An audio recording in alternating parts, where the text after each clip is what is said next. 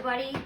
Today I'm going to show you or share with you a much simpler, easier way to make sourdough bread. So today we're making sourdough buns, and I'm going to share that with you. I have my sourdough starter, which I've had, I think we're going on 5 years with my starter, so I've had it for a while. And before I start on making the buns, I want to share with you also that the sourdough, as far as feeding it, does not have to be long and drawn out like some of the videos that you see online.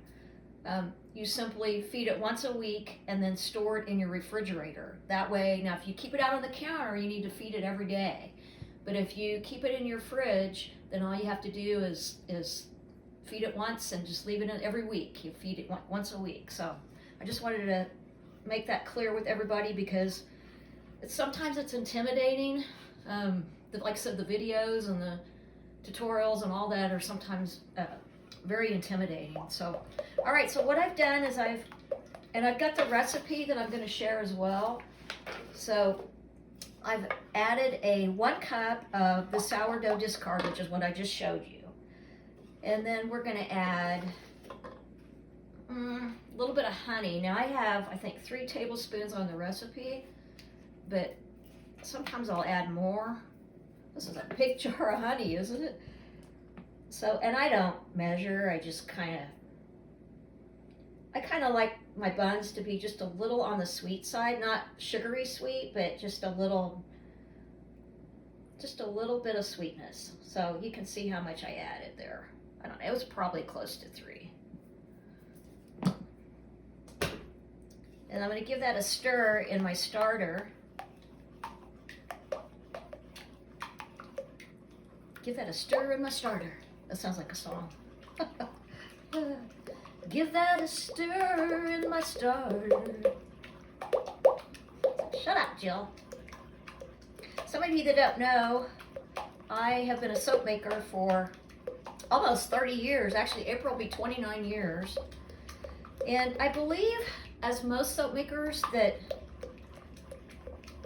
kind of cooking and baking kind of coincides with soap making. All right, so I've stirred that up. So we've got our sourdough starter and our honey. Now what I'm going to do, and this is the secret, and this is dry yeast, and I like to get it in a little jar and keep it in the fridge, so I always have it. And we're going to put a heaping teaspoon of yeast into that starter. Now, what that does is that just speeds everything up to where if you were just using your starter, you'd probably have I'm gonna give this a stir, you'd probably have a 24-hour period of time making your bread. So who wants to do that, right? I mean, I guess if you don't have anything else to do, which most of us don't, most of us are pretty busy. All right, so I'm gonna give that a stir. And then what I've also done, I gotta make sure I don't leave anything out. This is kind of automatic for me because I make these buns every week, and then I store them in the freezer, and then I bring them out as I need them, and I'll keep them in the refrigerator. And they're great for like toasting for breakfast dishes. They're great for making like little sandwiches. You can make them as big as you want, or you can make them as small as you want. All right, so I have taken a cup of milk and 4 tablespoons of butter and melted it. And I kind of allowed it to cool a little bit because I don't want to kill the yeast. So if you get things too hot or too cold, then it'll kill the yeast. So, and before I do that, I'm going to do 1 egg. Let's crack it here.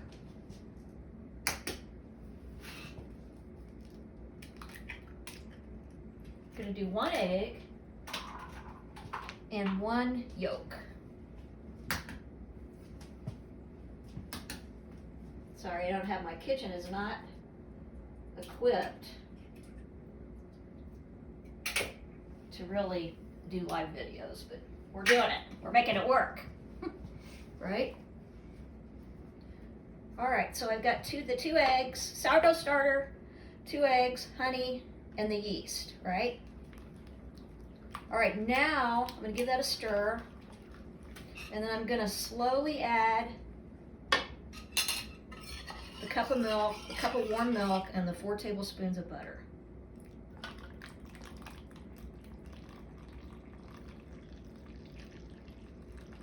Okay. And really the only difference in making bread and making rolls is usually the butter and the milk and the eggs. Sometimes it doesn't even have the eggs in it. So, but the butter and milk is really the difference as far as. All right, so I have just a kitchen mixer, and I've got these little dough hooks. And I love these dough hooks, and I love to just make sure everything's really incorporated before I add my flour.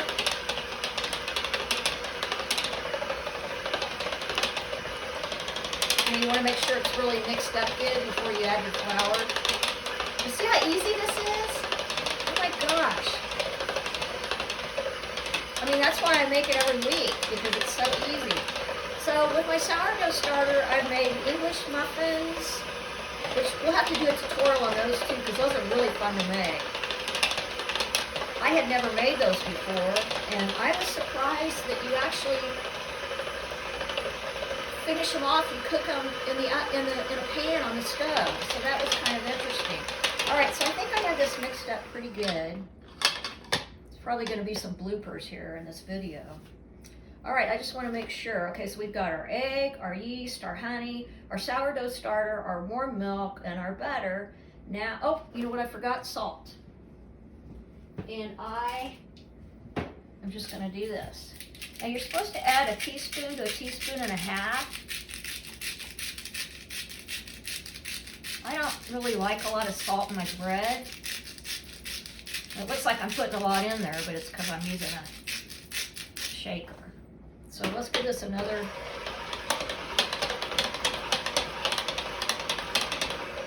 Turn it up a little bit. Okay, I think that's good.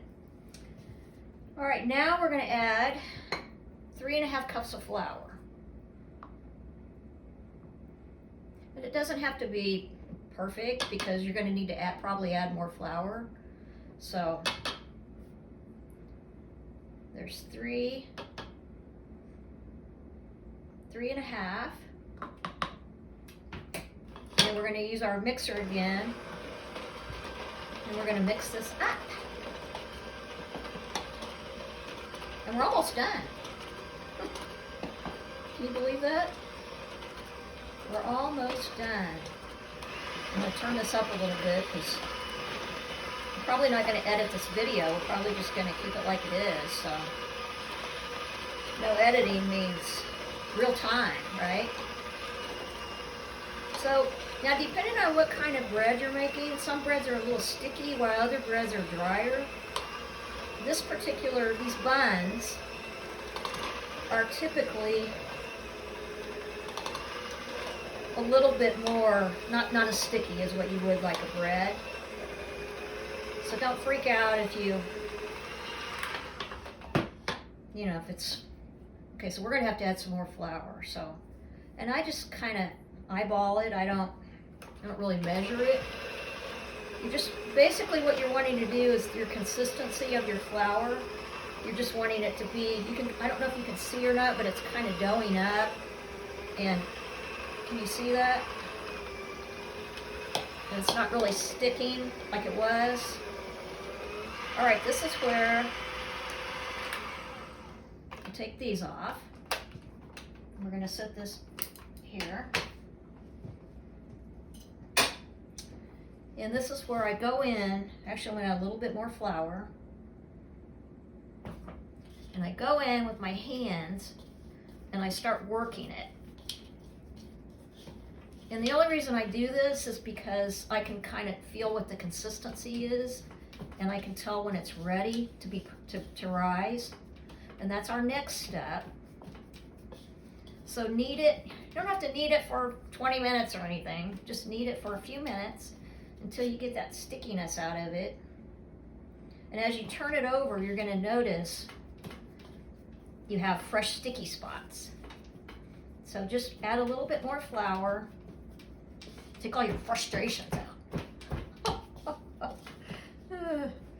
Okay, we're gonna add just a little bit more flour. Take that!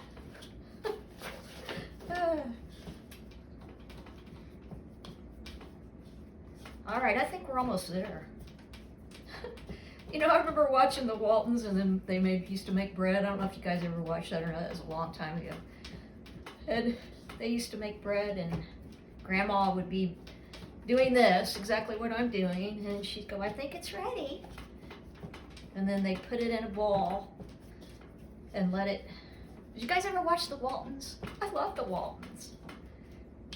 You know, some of those old shows really, I don't know, we could learn a few things today, this day and age from them, you know what?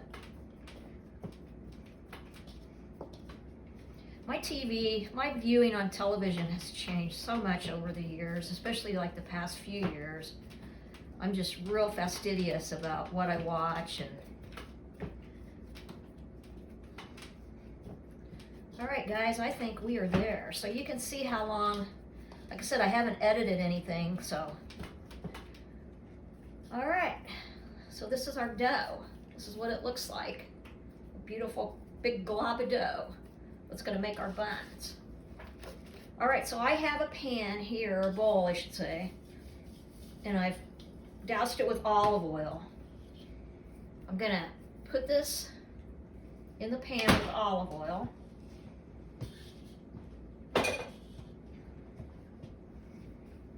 And then I'm gonna grab a clean towel, and we're gonna put this over. And my camera's over there, so I'm gonna have to do a little trick here.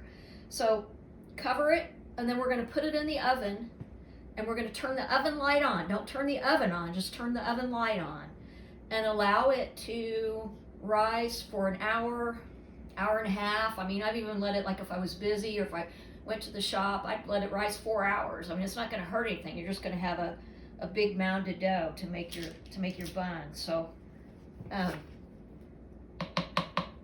So it doesn't matter. All right, so that's going to be my next step. And then after that, we're going to, after it rises for an hour, hour and a half, we're going to take it out of the oven with the oven light on, and we're going to shape our buns, and then we're going to let those rise again, and then we're going to bake them. And I wish you could smell those buns when they're baking, because, oh my goodness, they are delicious.